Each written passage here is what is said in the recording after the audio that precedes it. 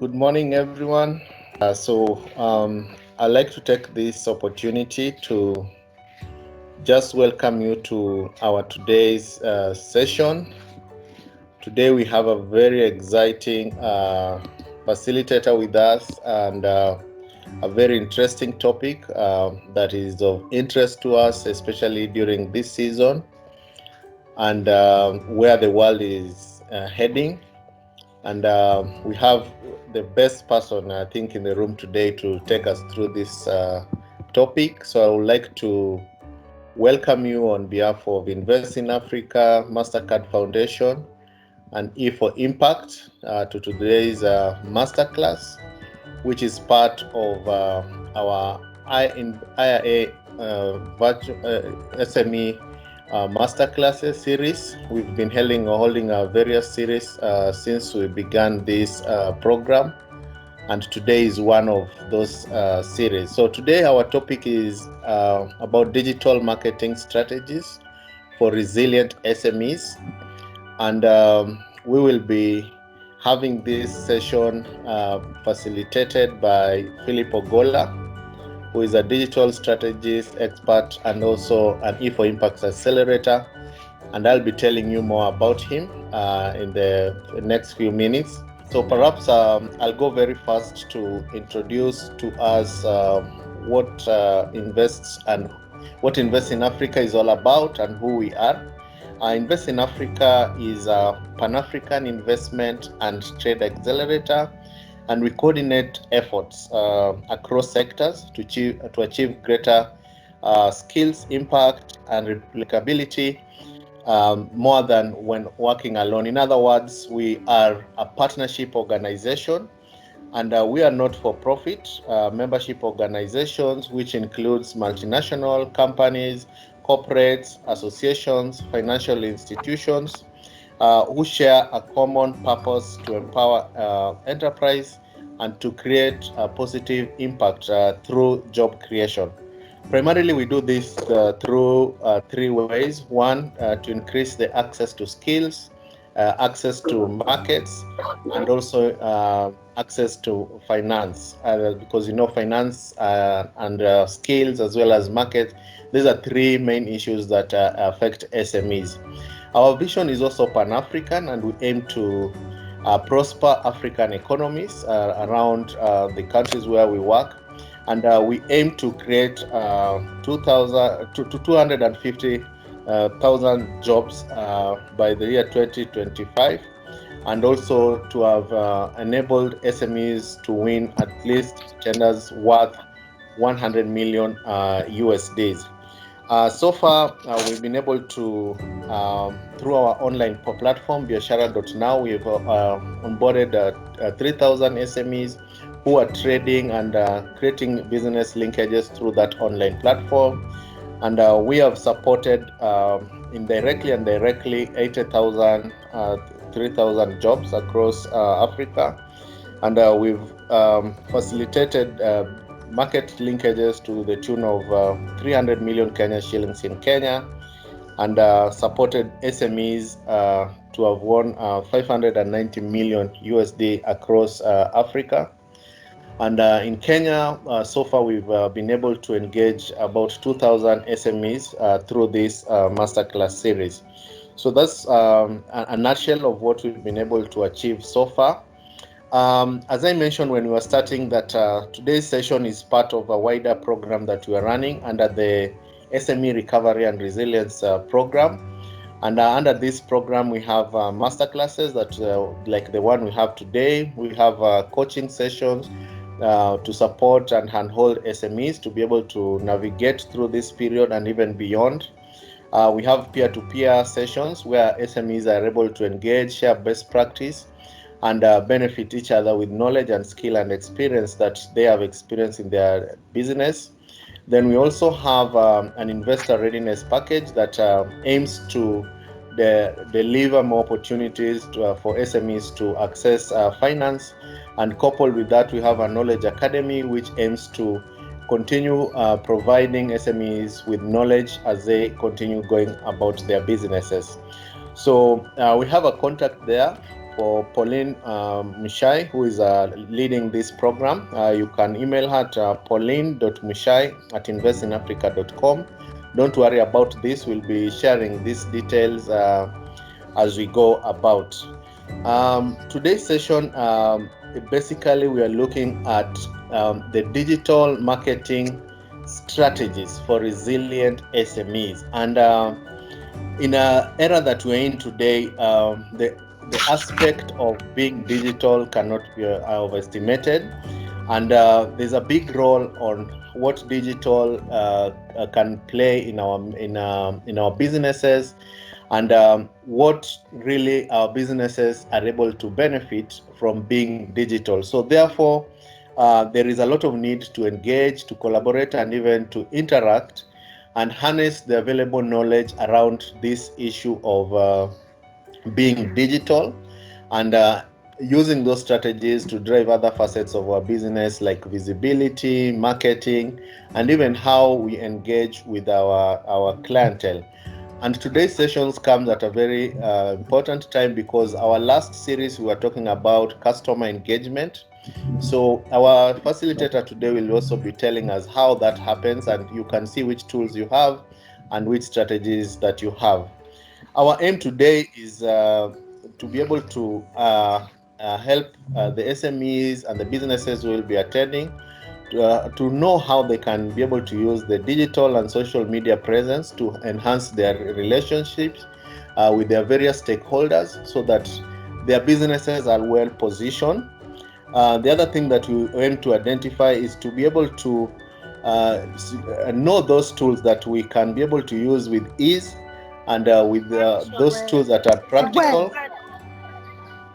and we are able to exchange also other knowledge about the strategies, and also how we can be able to measure this. Then the third thing that we aim to achieve today is also to identify some of the tactics that we can employ in terms of social media marketing, and also look how we can leverage on this to manage our costs and have our businesses run when we're minimizing the cost. So those are the three objectives that we aim to achieve by this. So we will be keen and see how this conversation will be going. So without much ado, right now I'd like to welcome our colleague from E4Impact, Mercy Kimelat, who will be telling us more about E4Impact, who are one of our partners in bringing this forum today, so that they can tell us briefly about the organization. Then I will come back again and introduce our speaker for today. Thank you. Thank you so much. Happy to be here. I'm happy to be here. My name is Mercy Kimelat from E4Impact Foundation. We are an initiative born out of the Catholic University in Milan, Italy, and our aim is to really equip and support the growth of startup and growth enterprises across Africa. We're present in 14 African countries, and we deliver a couple of portfolio programs. One of them is an MBA in Impact Entrepreneurship, where we partner with a local university in the African country and we deliver that program. The second one is that we offer short certificate courses, and this one we're mainly doing it in the hard-stricken countries like DRC, Liberia, and also in Morocco, where now we also embed the same entrepreneurship principles but in a much shorter program. And in 2018, we launched our E4Impact Accelerator here in Nairobi, and we basically support small growing enterprises get access to funding. We do capacity building, and then also we do link them to Italian businesses, because we are founded in Italy, so we are able to have a foot in Italy and also one in Africa. So we do help with that trade facilitation. As part of like our impact, we've trained so far 1,000 entrepreneurs. Our entrepreneurs have been able to provide over 10,000 jobs. 75% of our alumni still have their job in place. And we managed to raise, through the E4Impact Accelerator, 2.3 million euros for our entrepreneurs to really unlock their business potential. And so, like, just linking up with our partnership with Invest in Africa, we're very happy to be here. And we definitely see this as an opportunity where both the network of Invest in Africa and E4Impact can benefit, because we are here for you. So we really welcome you and happy to be here. Thank you very much, Mercy, for that brief and concise introduction of E4Impact. And of course, as Invest in Africa, we are very happy to have such a credible partner on board.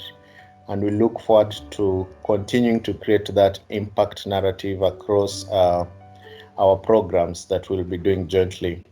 So, ladies and gentlemen, allow me this time to introduce to you our facilitator for today's session, who is none other than Philip Ogola, who is a digital strategies expert and E for Impact Accelerator.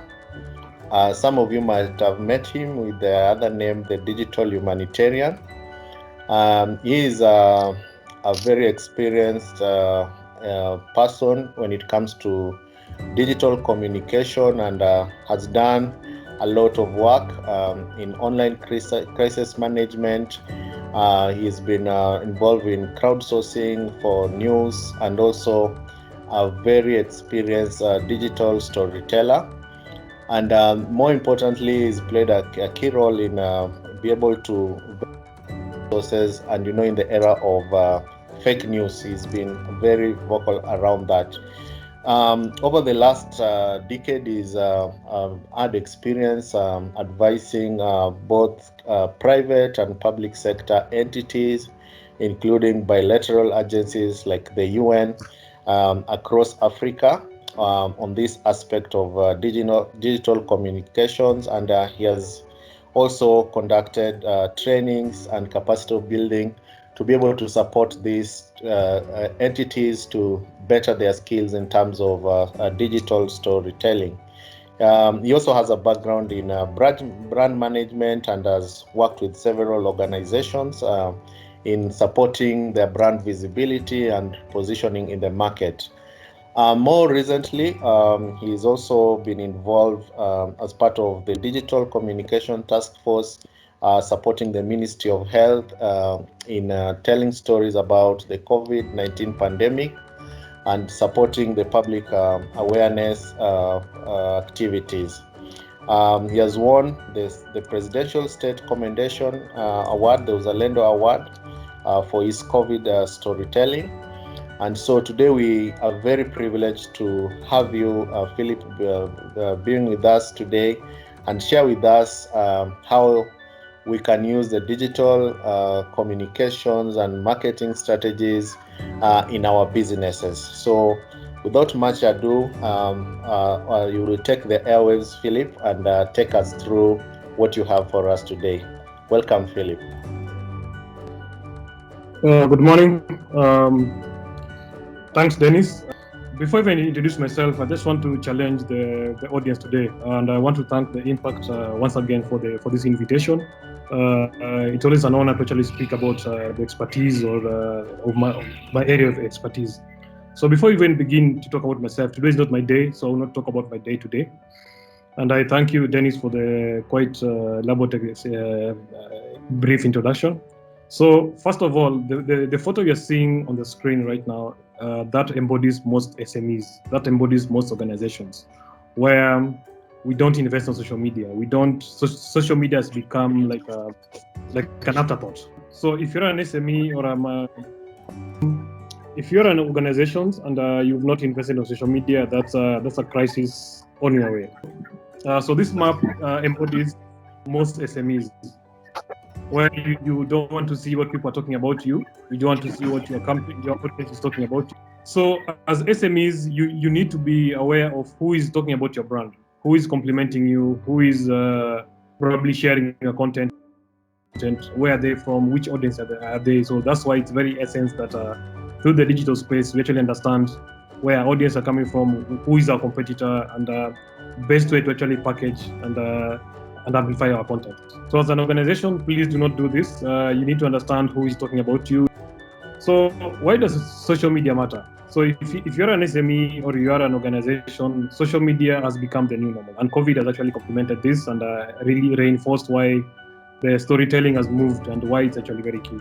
Right now, if you're a small SME and you spend your money on traditional media, let's say the TV, the newspaper, and radio, it will be very hard for you to actually tell how many guys have actually seen it. It will probably an estimate.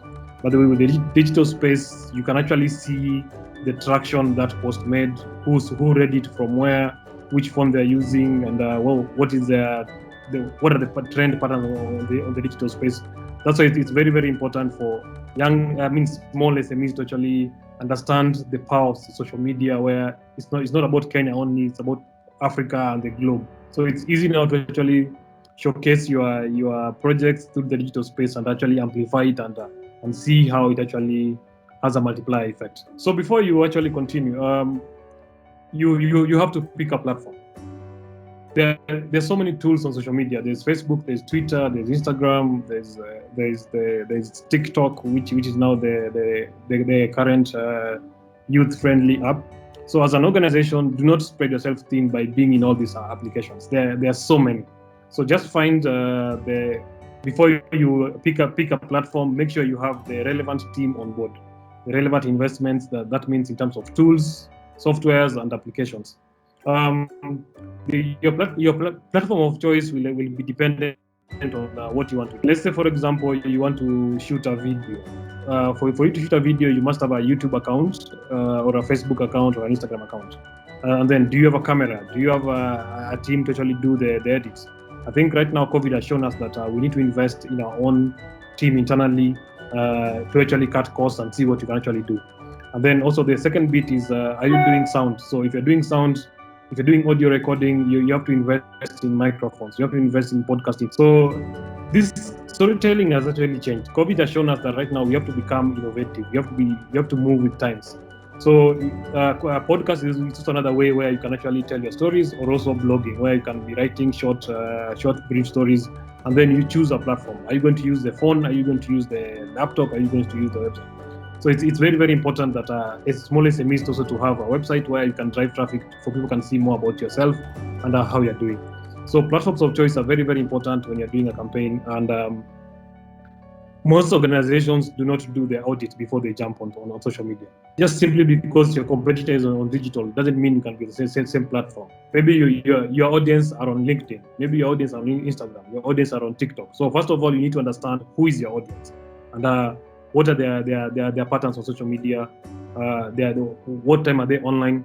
So before you even jump on the digital space, you need to understand the patterns on social media. And this is a report which was done by the SME lab at the USIU University. So currently in Kenya, the top usage actually is on WhatsApp. WhatsApp is the most used application in terms of the digital space. And as a small SME, are you on that space? Are you using WhatsApp to actually push your content? WhatsApp can become a biggest viral space where information can actually move in the dark social. The other application is Facebook. Facebook now is the second most used application in Kenya, followed by YouTube, then Google Plus, then Instagram, Twitter are following respectively.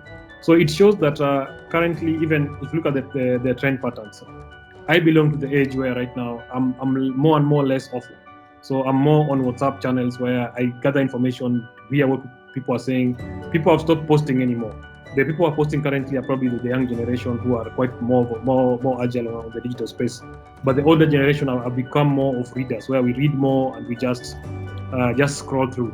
So you, as an SME, find ways of making short videos. You so put them on WhatsApp, share them among your group, and it will actually build more stories where people can actually know the application, the app store to actually join in and actually amplify your content. So before you actually start on the digital space, and from my experience working in various organizations from government, the UN, and even the private sector to NGOs, I think planning ahead is very, very important. And as an SME, planning ahead is very, very important. You first need to define your goals before joining the digital space or doing a campaign or just doing a communication strategy. You must find what are your objectives as a small SME. What do you want to achieve? Do you want to achieve? Is it visibility? Is it growing your network? Is it selling? Selling should be the last bit. find ways of getting an emotional hook to your audience, entice them to actually like your content. Don't just push your content that you're just selling. If they come to your website, will they just see you all about money? Find ways of telling stories in a more compelling way to actually have a hook.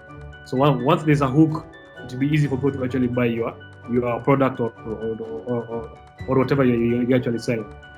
For you to also plan ahead, you need to also understand your audience. Is your audience, are they your donors? Are they your stakeholders? So you need to understand the audience is very, very important, and then do a research a bit. Just do a bit of research on what are people saying before you pick a hashtag. Just do a bit of research, or has that hashtag been used locally or even abroad? It will be key to actually get a campaign-centric hashtag, which it will help you in terms of building up content and knowing how to actually go forward. So it's very, very key for you to actually plan ahead when you're doing a social media strategy and even content promotion plan. So once you're done with of planning ahead, where you've done your due diligence, social media is 90% planning, where you plan ahead, you know who your audience is, know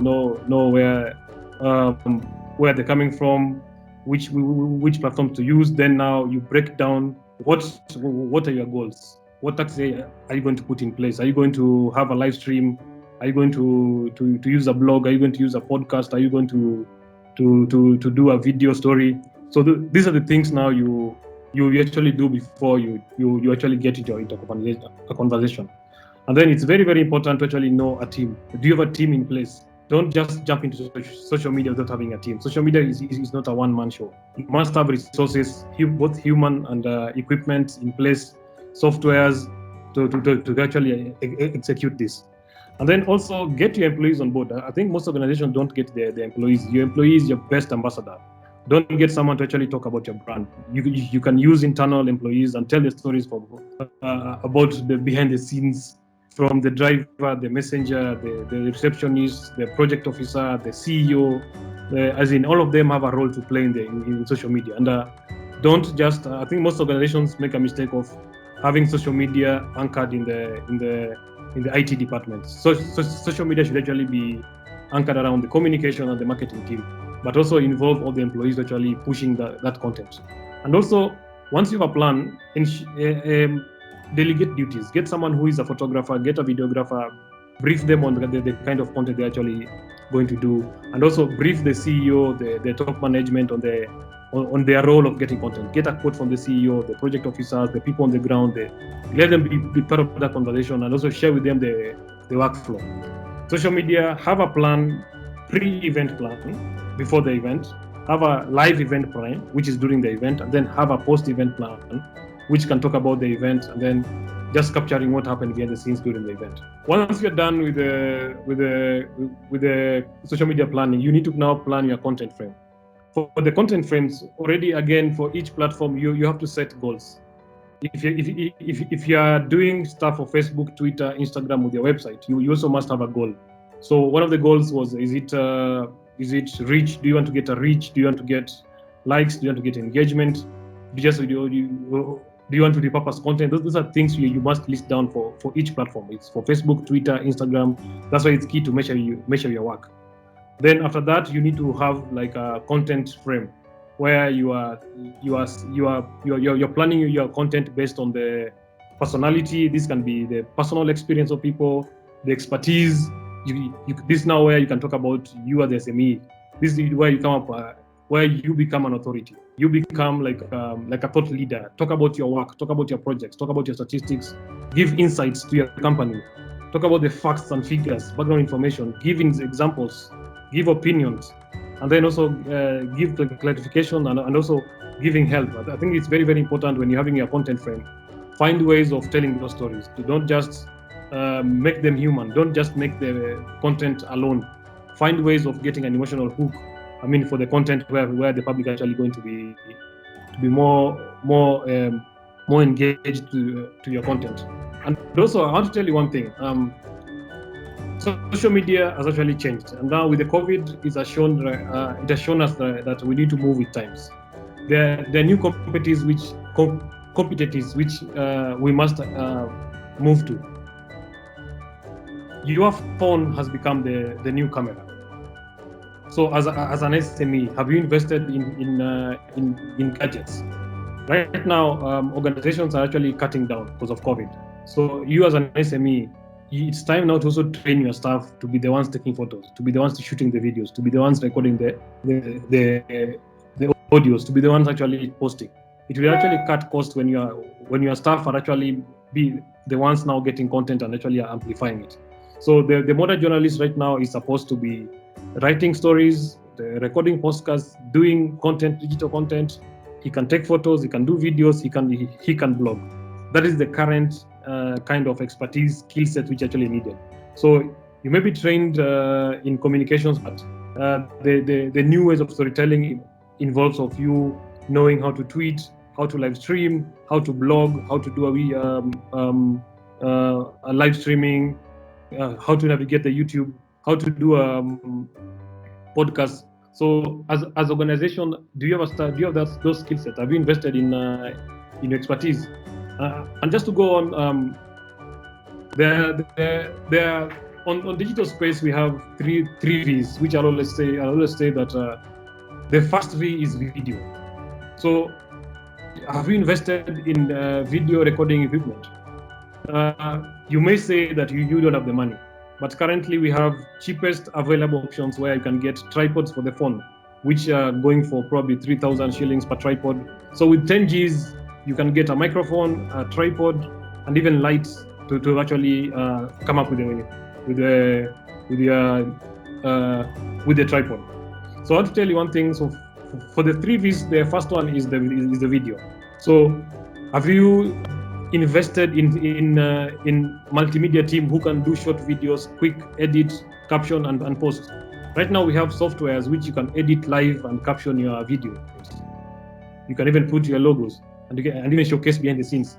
So use videos to showcase behind the scenes how you're working your business, and also pay attention to what your audience is actually saying and move with times. The second V is about photography. Use visuals in your communication. Social media is about visuals because you're competing with a lot of emerging news, politics, propaganda, fake news. So people are looking for visuals. So you must stand out. Get graphics, get videos, photos with quotes. Showcase bigger frame from your team in the field. Just keep it moving because it's easier for people to actually watch visuals on than text. And then the last V is what value are you adding? It's value. So when you're doing a post, be it on Facebook, be it on Twitter, be it on YouTube, what value are you adding? Are you just someone who, I normally give this example when I'm doing my trainings. Is your post going to inspire me? Is it going to challenge me? Is it going to trigger me to a call to action? Or it's just another post which I can scroll through. So make your posts be more emotive. Make them more informative. Make people to actually want to read more about the post. Don't just have a post of just for the sake of reading. I'll give an example of Mashujaa Day. We had on Tuesday was Mashujaa Day. We saw everyone jumping to do posters about Mashujaa Day, Happy Mashujaa Day, but there was no context. There were no stories. What are we celebrating? So it's time. Planning ahead is very, very important. That's why it's key to have a calendar where you plan ahead for your content. Right now we have, let's say, Jamhuri Day coming up in December or any other holiday. That is the time to compile your content. I'll give an example, like 16 days of activism is actually coming in from November to December. This is the time where during those days, get stories of women, of men, showcase, use these thematic areas to actually showcase your expertise. And another thing I want to tell you, COVID has actually shown us that your phone is more worth than a biggest camera. You can have the most expensive camera, but it will not do you justice in some instances. So I really encourage small SMEs to invest in gadgets, small gadgets which can shoot real time and share information on the go. You can have a staff on the ground who can take a photo quickly and share it via email or via WhatsApp to the team actually on the ground. Actually, they can tweet. So the digital space has really changed. As in, people are expecting immediate reaction. People are expecting high expectations for you to respond. So before you join the digital space, know that people expect a response. within the hour, within the day. And people have very high expectations that if you're on all these platforms, the content needs to keep changing. And then you also may get a bit of flares up here and there. On digital space, are you ready for a crisis in case you get someone who is posting issues about your organization? Do you have a crisis management team? So it will be very, very important to actually have a crisis management team in place for in case of any eventuality. Then on the storytelling bit, I think there are actually 4 pillars. So before you post your stories on social media or the digital space, the first thing actually need to get its attention. So does your post have attention? Can it spark someone to like it or share it? If you're not working for your SMEs, will you share that information? Because at times most of this information is the language is too NGO related or too government related or too related. Get a language which is human, which anyone can actually appeal to. So the other second tier for you to tell your story is number 2 is it interest. So get a thematic content calendar which is anchored around attention, interest, value, and engagement. So interest is your content interesting to the public? Is it inspirational? Is it engaging? Yeah. Is it engaging? So these are the pillars which, when you're doing your posts, don't just do your post because everybody else is doing your post. Be different. Get stories behind the scenes. Like for the COVID, I'll talk about the COVID. For the COVID, when I was a COVID, people see numbers. They see us talk about numbers. Can we see more of those faces? Can we get those stories? Can we get testimonials? At times, as small as SMEs, we don't tell our testimonials. We don't tell behind the scenes. We don't tell our challenges. We don't tell our fears. It's human to actually tell those stories. And a good example is in terms of storytelling. If you look at the next slide, Mercy, it's showing that this is the new normal where we can tell our stories from home. The photo of their former PS for communication, Mr. Bitange Ndemo. He does Zoom calls from home, and it's showing how relaxed he is dressed in a short. This is the new normal. This is the new way of telling our stories. So people need to see the human side of organizations when you're using social media. We need to take this opportunity to tell our stories, not just to sell. Social media, most brands just want to sell, buy, download. First, get the story out, get the human, get to know what our challenge is, what your audience is, what solutions are you offering. Don't just push about selling. And then telling compelling stories. I think most SMEs don't tell our stories. We don't tell our stories. We only see the finish. There's a slide, Mercy, you're not showing. We don't show the success as SMEs. Oh, we've launched, we've won this grant, we've done this, but we don't show the challenges. We only see the known. The known being that we received a grant and we've done this, we've done this.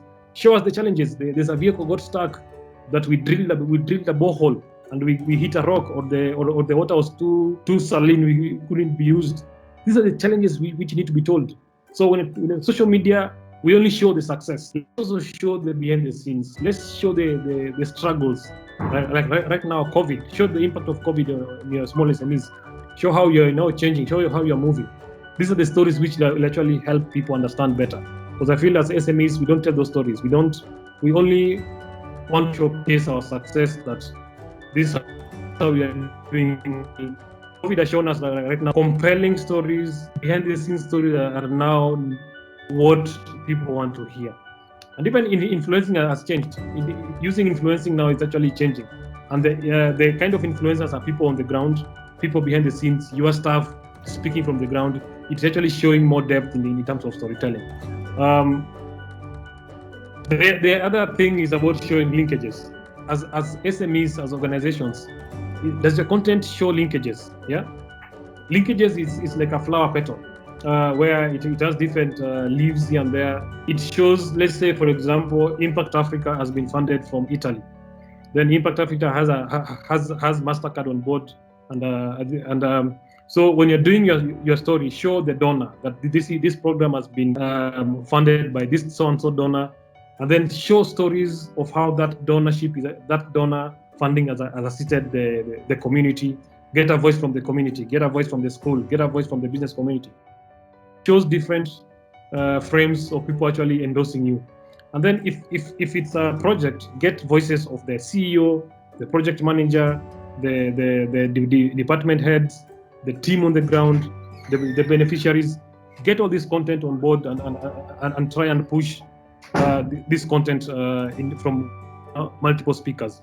It brings more credibility when you have different speakers from the ground validating your content on social media. And also showing linkages means that it makes you an authority, where you get an endorsement from your donor, an endorsement from your stakeholder, an endorsement from your partners across the board. So just want to tell you one thing about social media. Before you even dive into it, it's very important to actually have a social media policy. Social media policy is key for you as an SME, as an organization. It will help guide and cushion you in case of a crisis, and even train your staff. So you need to have a social media policy where your staff are trained on how to balance their persona on social media. It's very, very important that your staff know how to balance their professional persona and their personal persona on social media. Because if that does not happen, you'll get a crisis where staff may be wearing their official branded material and then making political statements or being insensitive to people who are GBV on social media, or people who are bullying others on social media. So staff need to be told that social media is a very good platform for storytelling, but it has its downsides, where there's bullying, there's character assassination, there are donors actually who are actually watching, and we've had various scenarios where donors have pulled their funding because of posts on social media or staff being fired. So it's actually very, very important where all the staff are trained, from the drivers, messenger, security, to all the staff to the CEO, where they understand the opportunities and threats which social media comes with. Because if you don't address this, you'll actually have a crisis. And then also on the CEO level, on the senior management, they need to understand that if there's a crisis on social media, their voice is needed. So we need to have a crisis management hierarchy where, in case of any crisis, who responds and who says what. Not all staff are supposed to actually be responding to social media. But the social media policy should not deter staff to join social media. It should actually be encouraged. Train staff to actually how to tweet, to join conversations, to take photos, to actually help more with the staff who are empowered than having a staff who is not empowered on the digital space. So it's key to actually have a goal-driven approach when you're doing your content. On how to build your brand awareness, on how to drive traffic, how to drive leads. It's very, very important. This building a community on social media cannot just happen by you just posting. You must find the needs people on the ground. Move beyond your scope of, let's say, for example, you are a farmer in let's say in Mandera. Talk about the challenges as a farmer. Show us the landscape in Mandera. Show us the tourism spots. Show us the culture. At times people want to read more about our cultures. Then through the culture, they learn about your event.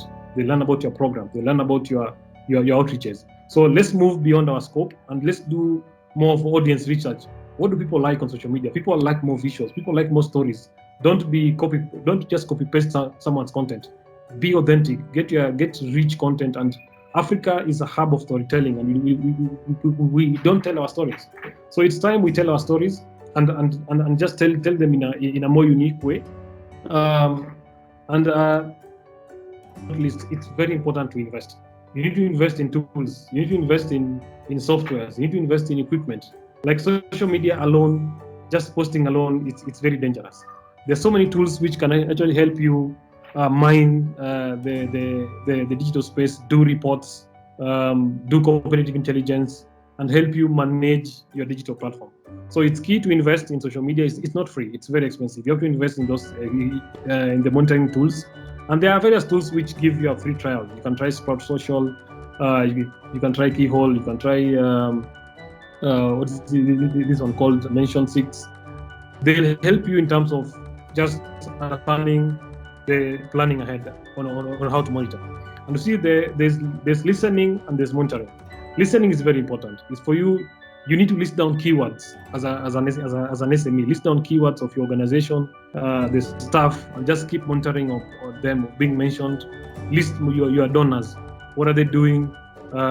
Just be present on what they're actually doing. It helps you plan ahead and also knowing what's actually coming up. And also it helps you in terms of knowing what your competitors are actually doing, what are the emerging trends, what are people doing globally, which media is actually doing what. And I just want to tell you one thing. Once you have your tools in place, it will be easy for you now to actually plan ahead. And I just want to give you a case study of I'll talk about the UNHCR. I did some campaigns for them. They are not on Twitter, they're not on Facebook, they didn't have a website. All the media was being controlled from Geneva. And you see, the thing is, we got so much content from Kenya, from Kakuma, from Dadaab, from Nairobi, and even across the country about refugees. It was quite raw, quite unique, and it was so the stories were so compelling that it forced the global office to actually open a Kenyan account. So it means that even you as an SME, there are content which you are not tapping into. If you're a business SME, don't just show us the finished product. Walk us through from where you get your raw materials. Start the story from there. Yeah. If you're doing mangoes in Makueni, tell us stories about the farmers. Talk about the farming. Talk about the transportation of the farm. The how the farming is benefiting those farmers. Show how that farming is now boosting schools. Now kids are eating well. There's nutrition. Show the transport. Show the roads. Show the packaging, the marketing bit, and finally get the customer endorsement. So I think those are the stories where we don't tell. We only show the finished product. So show the challenges. Show us if you're a fisherman, show us the nuts and bolts of fishing. Go beyond. Show us how to cook fish. Show us how to rear fish, how to prepare fish, and even talk about the culture of the fish farmers. I think let's go beyond the scope of work where we just pushing content for the sake of pushing. And I also want to give another example of during this COVID period. I think focus has been on the numbers, where we're just being told of the numbers. Today we have 2 numbers, we have 100 numbers. How about now we focus on recoveries? Instead of focusing on the negative side, let's focus on the recoveries. Let's see how the recovered patient actually coping up. Let's move beyond the sad bit. I think at times we focus more on, we lose sight of the negative stories, yet we have positive stories. Let's get doctors to actually talk. Let's get nurses to speak. Let's get patients to actually speak. Let's get these stories. It will actually help to build a bigger frame. So I just want to tell you right now that COVID has changed the way we're telling our stories. Influencing has changed. It's not about just pushing a hashtag anymore. It's about getting stories which have emotions, stories which can compel me to actually act. Most of you are looking for donors. Most of you are looking for funding.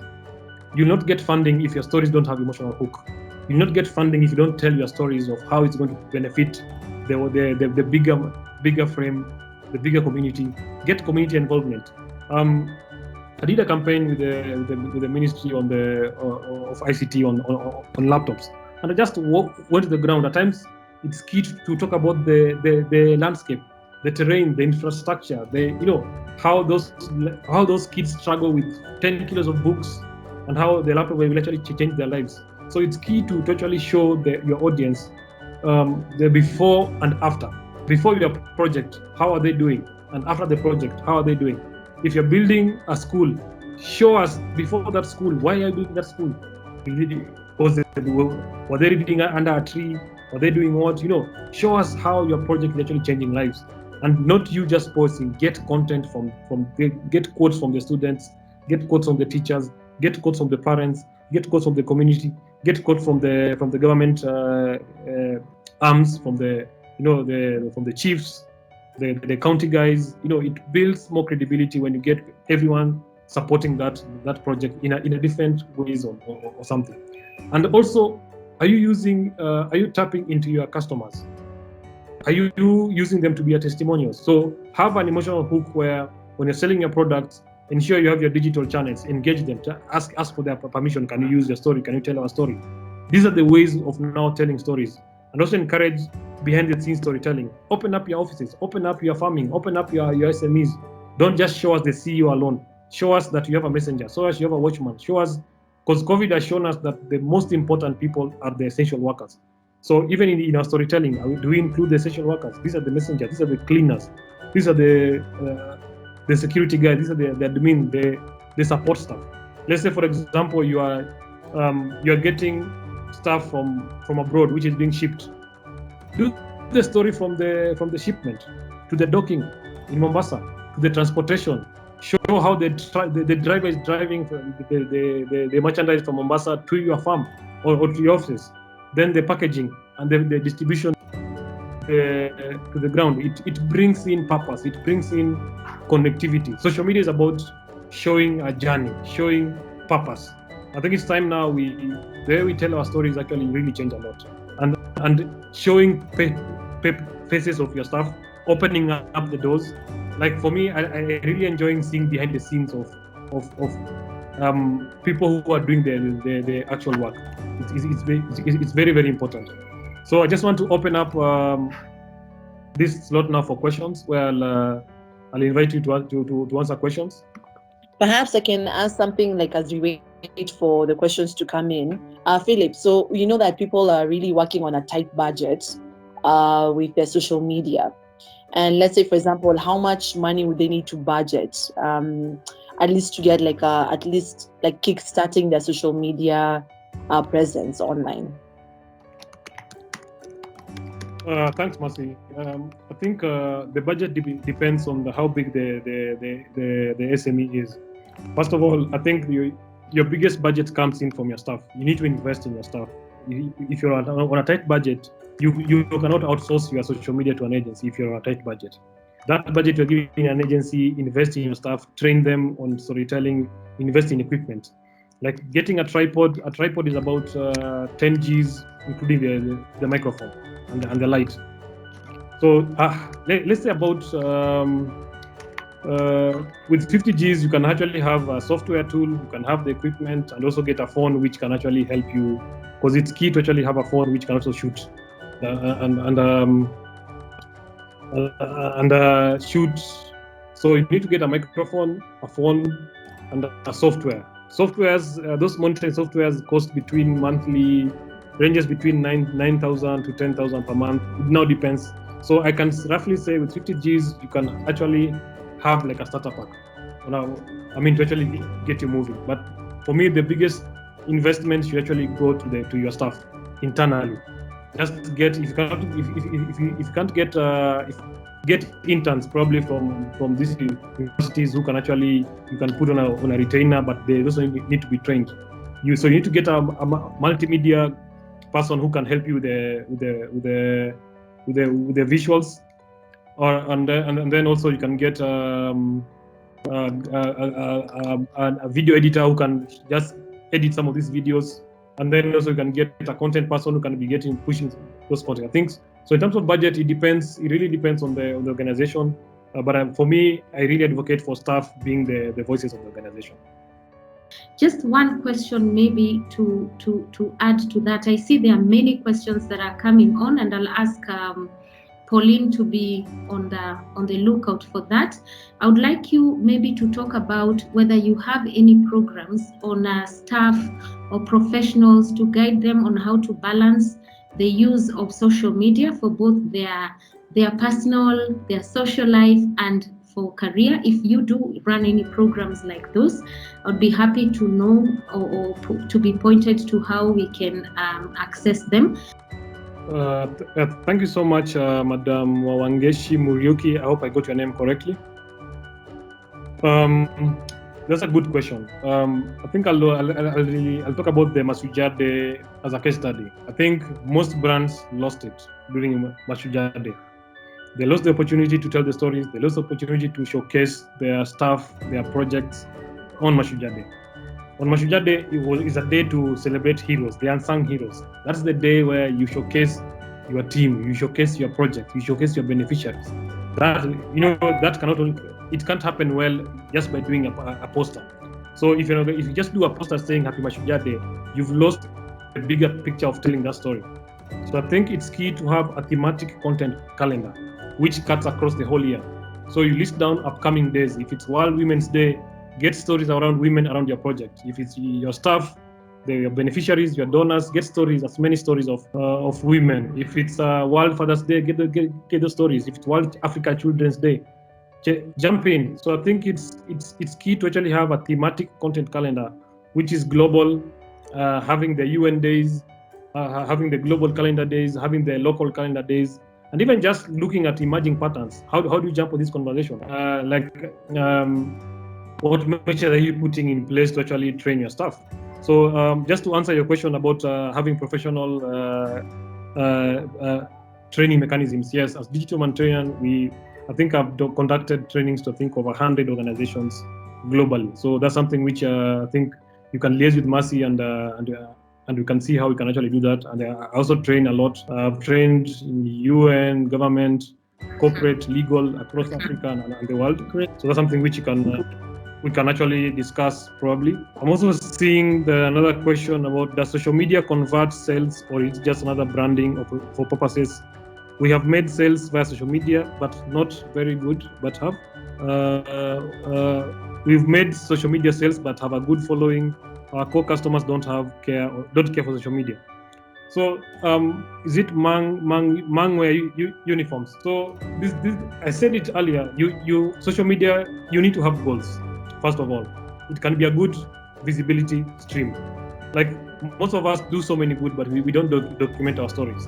Like the more you post on social media, when I search on Google about your brand, I will see your social media posts also. So it builds your search rankings on Google, and also builds your visibility across the spectrum. It can be a donor, it can be someone wanting to donate, it can be a reader, it can be a beneficiary. So first of all, selling on social media should be like your fourth or third tier. First of all, get an emotional hook, get a buy-in, get people to actually talk about you, to talk about your brand. The more you have people talking about your brand, it's gonna build visibility and having a conversion. Like let's say if you engage the public better, having an emotional hook, there'll definitely be a conversion. There's that brand affinity where people actually share, and also for those on social media, capture those stories, encourage them to actually share them. So for me, selling on social media should be the second or third tier. Invest on visibility, invest on your digital assets, invest on your website. So if I come there, I can do more, not only just buying. So if I buy a product, what more do you want me to do? So after buying, engage me to tell that story, engage me to be part of that project, engage me to actually feel purpose. If I donate money to your SME, break it down for me that you donated 100,000 shillings to this SME. We've used 10,000 to do 1, 2, 3, 4. We've used 20,000 to do 1, 2, 3, 4. And show that journey, show how that money has changed life. Don't always just focus on the sales. Social media is just about building credibility, visibility, traction, which all lead now to having conversions, people saving. And then what are your thoughts on social media, on adverts? It's very, very important for you to boost on social media. You also must have budget for media buying. So if you are doing a campaign, have some budget for media buying. Right now on Facebook, YouTube, Twitter, the more you boost your posts, the more visibility you're actually going to get. I'll give an example of the Ministry of Health.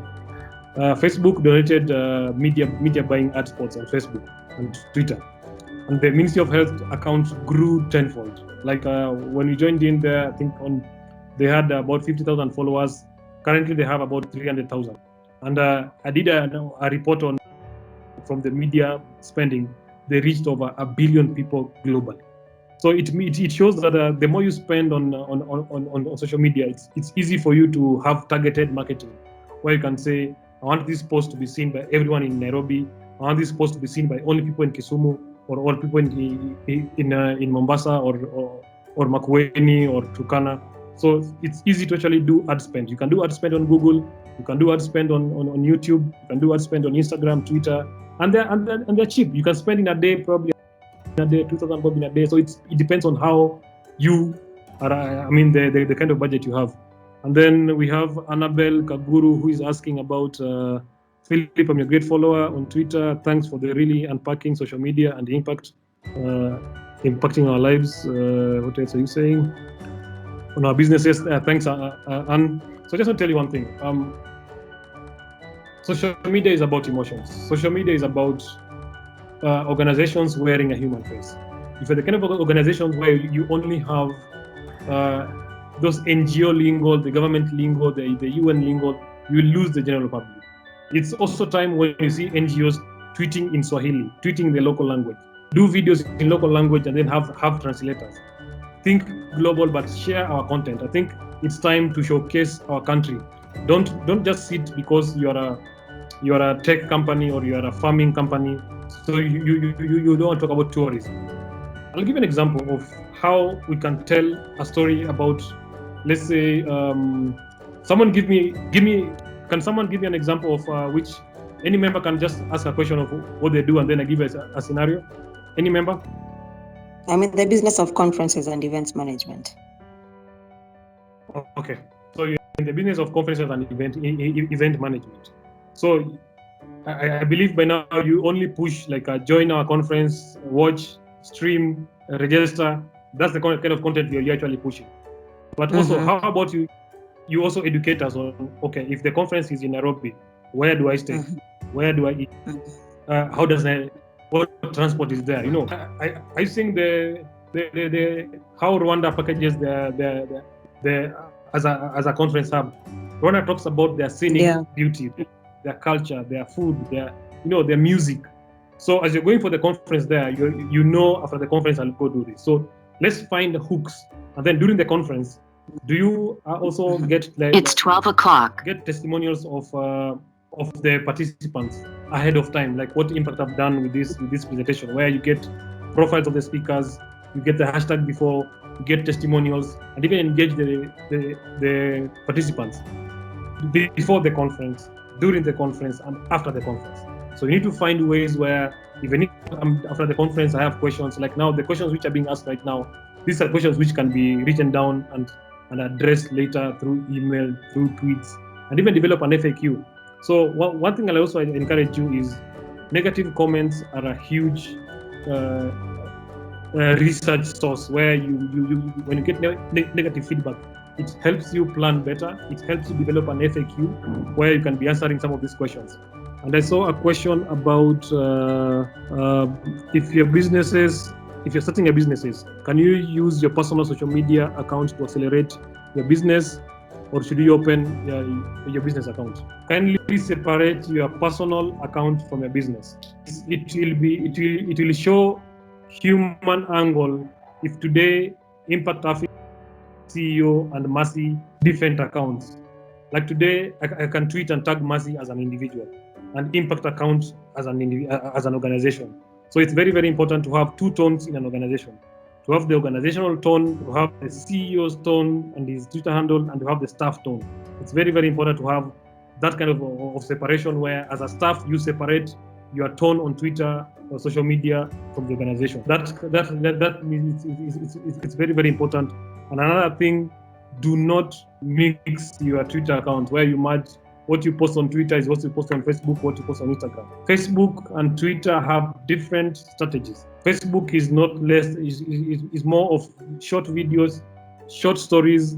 Twitter is more of tweets, hashtags. Instagram is more of hashtags and visuals. So you need to understand which each platform has a different appeal. So let's say I'm saying about firefighting services. Firefighting is very, very important. And that's music to my ears because I do a lot of disaster response. If you're a small SME about firefighting, you need to educate your audience about the basic scenarios about fire. Talk about bans, talk about prevention. So you need to be talking about disaster preparedness. Get into in case I want to ask you right now, in case all of you there's a fire in your house today, do you know who to call? Do you know how to mitigate that fire? So those are the kind of content we need to be pushing out as SMEs. Look at different scenarios. Another one who's asking about, can you consider reputation management services? Corporate training. Reputation is very, very important. I think that's a training. This session was quite small. I would have delved into that.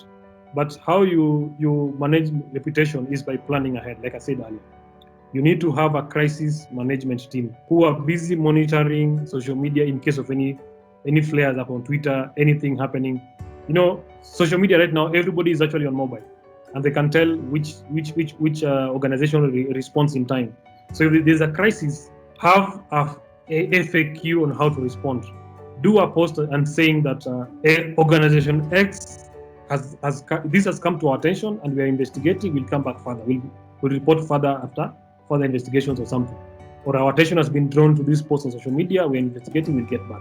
Keeping in silence or not responding, it's actually also an avenue for crisis. So it's key to respond, do a blind response, but also to show people that you're in charge. And if there's a crisis, take photos of your staff on the ground. If it's an accident, guys, we have a team on the ground. We'll get back, not getting into details.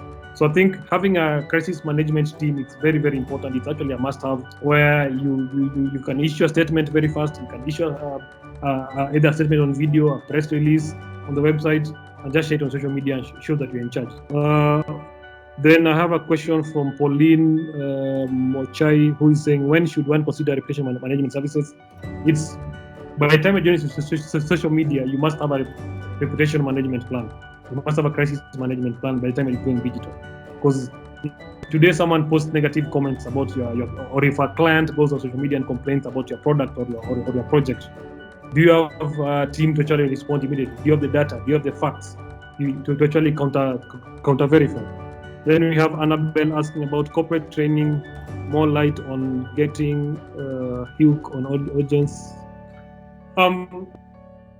Okay, let me give example of like the nursing council when I was working there. Initially, they were just talking about their mandate about them being as the regulator. But how I train them is telling stories of nurses where you have to see the nurse, where they studied, why they studied nursing, and why they're doing this, and talk about different scenarios of nursing. It's about bringing human faces. So if let's say, I don't know, Annabelle, which organization, if you can give me the organization, I can give you a scenario. Just give me the organization, and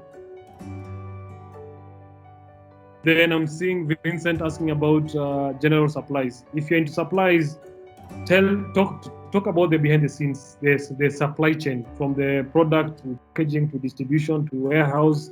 These are the stories we never see. Yes, maybe Philip, one more question. Maybe we can, what can you describe as maybe a bad link or bad links? What would characterize that? When you say bad links, is it a dead link or a?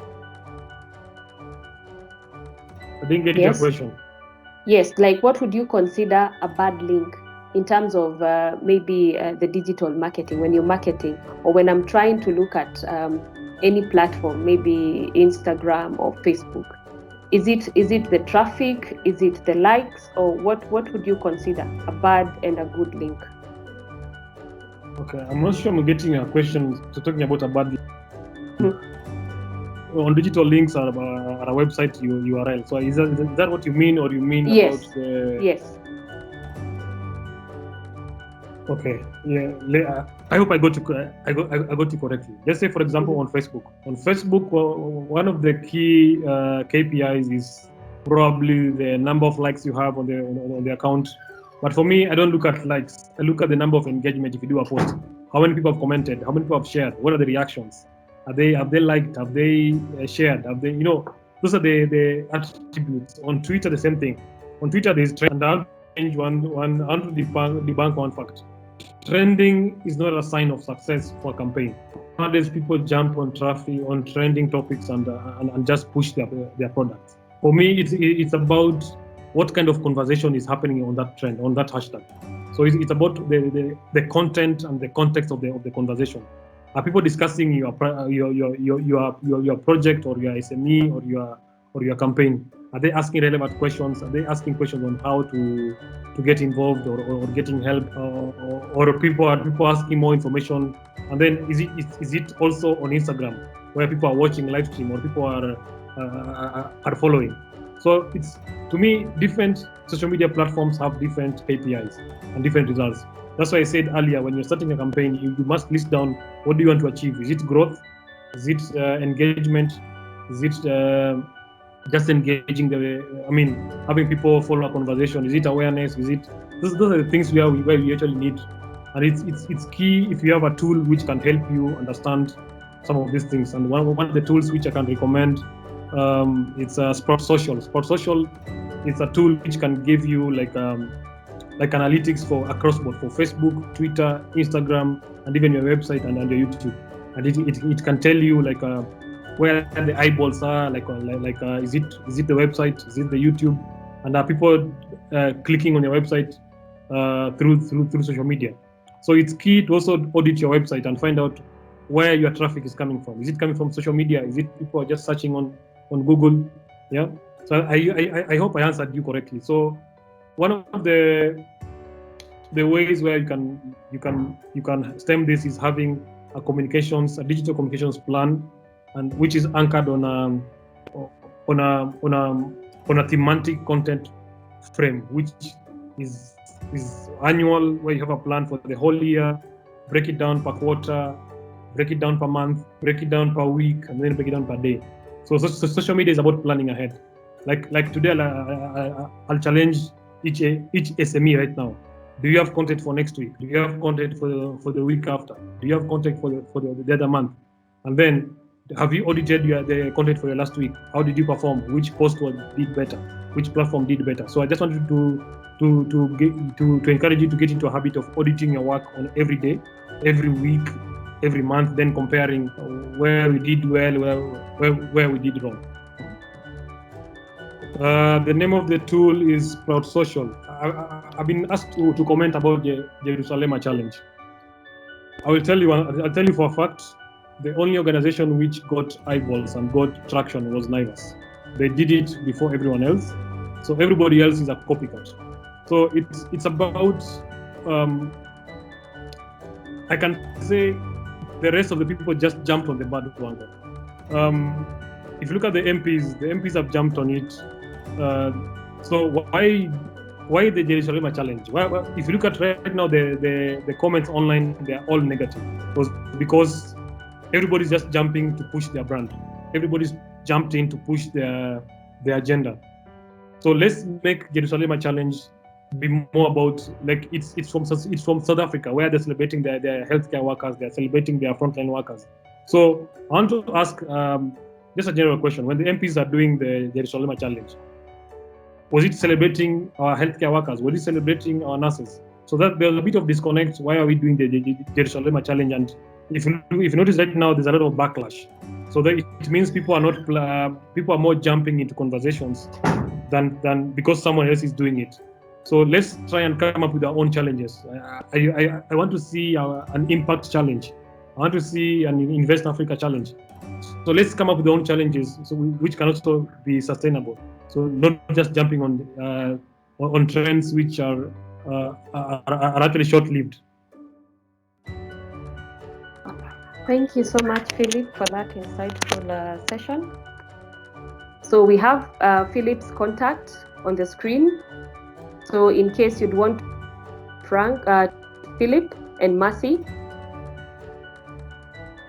you can use the contacts that have been projected. Visit their website. You can tweet. You can visit them on Instagram pages, Facebook, to know more about E4Impact. We also have the contacts for Invest in Africa, Tweet, SME Digital Marketing, Online Marketing. We are also on Facebook, Invest in Africa Kenya. We are also on LinkedIn. We are also on YouTube. Visit our sites. We are also on Biashara, www.biasharanow.com. Thank you so much for your attendance, and we would love to hear from you.